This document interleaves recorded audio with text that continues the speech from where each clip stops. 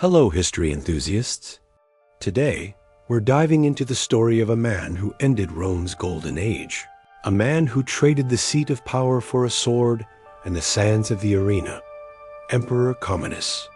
You might remember his name from the movie Gladiator, but the obsession and madness in his real life go far beyond the fiction, forming one of the most shocking portraits in history. Imagine this. His father was Marcus Aurelius, the wise and peaceful last of the 5 good emperors. When Commodus ascended to the throne, the whole world expected a new golden age. But instead of wearing the robe of an emperor, he chose to don the helmet of a gladiator. This isn't just another tale of eccentricity. This is the story of how absolute power can transform the son of a genius into a monster, an emperor into a stage clown, driven by his own twisted fantasy.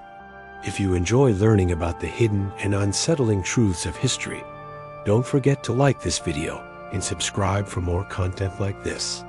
Let me know in the comments where you are listening from.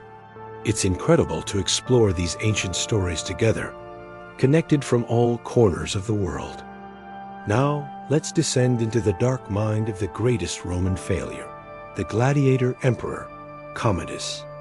The shadow of his father, the lost hope. Commodus was born in 161 AD, the son of the most respected figure in the Roman Empire, the Stoic philosopher and wise emperor Marcus Aurelius. Marcus Aurelius groomed him as his heir, instilling in him lessons of philosophy, governance, and responsibility. Rome expected a seamless transition. However, his father's discipline and wisdom failed to contain the chaos within young Commodus.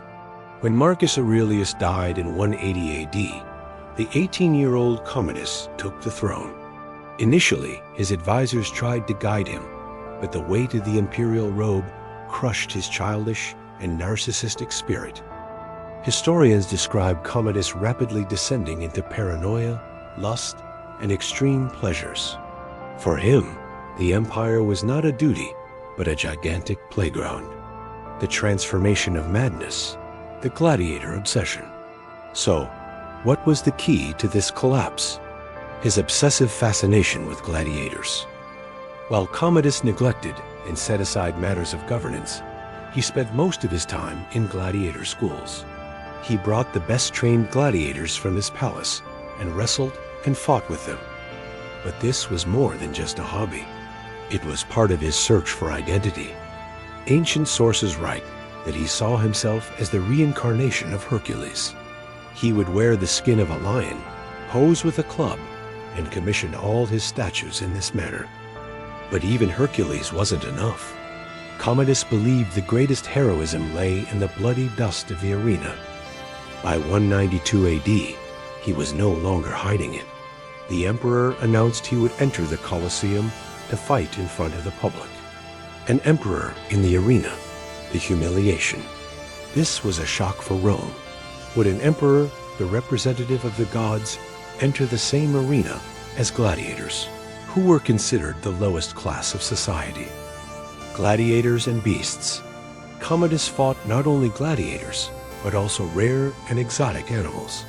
Historians state he killed hundreds of animals with his own hands in a single day. Of course, these fights were unfair. Opponent gladiators were either injured or armed with blunt weapons. Animals were often tethered to provide the emperor an easy target. Financial cost. For every day he appeared in the arena, he demanded 1 million sesterces from the Roman people. This bled the imperial treasury dry. As Commodus won victories in the arena, the corruption in his palace deepened. He allowed no one to oppose him. He executed or even fed his advisors and rivals to the gladiators in the arena at the slightest sign of dissent. His self-deification went so far that he named himself Amazonius, son of the Amazons. Even attempted to rename the city of Rome. He wanted to call the city Colonia Commodiana, colony of Commodus. Changed the name of one of the calendar months to Commodus. His end an ironic salvation.